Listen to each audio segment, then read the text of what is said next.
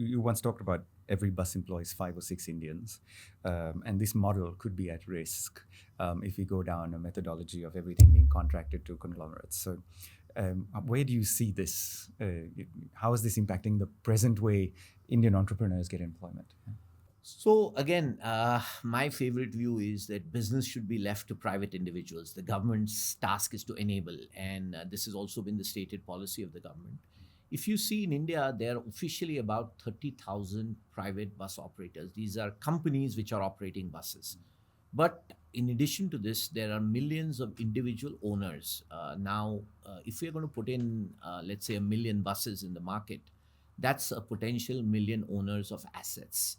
Now, if we can find a way to get them involved and make them owners, so on trucks, you have the typical what is called Malak Chalak route, which is where there is a person who first becomes a cleaner, then they become the main driver, then they take one vehicle on loan, and then they set up one truck, and then eventually they have a fleet. This is the great Indian economic story, and this is the same which can be enabled in buses eventually, because who's better to take care of their own asset than somebody who's the driver who's also the owner of the asset. So you're also solving for areas like maintenance, usage. Public transport typically in India has been something which has been very badly shunned. And the idea is you don't want to replace just people who are today traveling in buses. The eventual solution is to replace people who today are traveling in cars. And electric vehicles gives you a chance to do that. For somebody who's not tried it, sit in a air conditioned electric bus once and your life will never be the same again, because it's completely silent. It gives you great comfort.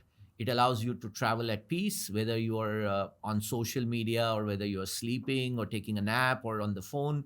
It's a completely different experience. And I think if we can make this experience possible, whether it is for employee transport, whether it is for people who need to travel from point A to point B, if you can travel in safe, air conditioned comfort, why do you want to take your car? And this is something we need to bring that change in our country.